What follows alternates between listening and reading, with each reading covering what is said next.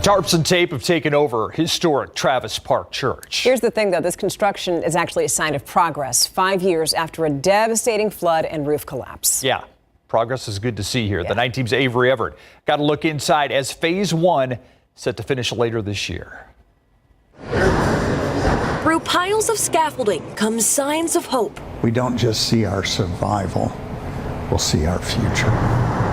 Travis Park United Methodist Church is under construction to rebuild and rejoice again. Obstacles have befallen us over the years, but the doors keep opening up. Friday marks 5 years since the roof over the youth building collapsed because of heavy rain. The cave-in led a sprinkler line to burst, leaving leaks and flooded halls. In the days after, crews cleaned what they could. The damage revealed the need for this church to have a full renovation. So really it's modernizations and upgrades. These aisles here are covered and the construction here is far from complete. But this project isn't just about preserving history. It's also about restoring hope.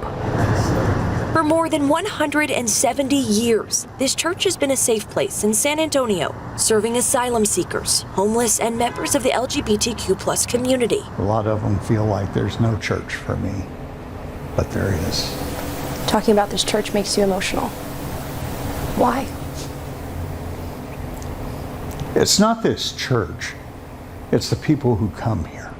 Travis Park Church sees strength through this construction, but more importantly, strength through its community. Phase 1 of this project is on track to have this sanctuary open back up by Christmas. I'm thinking and hoping it'll be a full house. The pipe organ opens up and fills the space. A noise not heard here now, but one soon to fill this space again.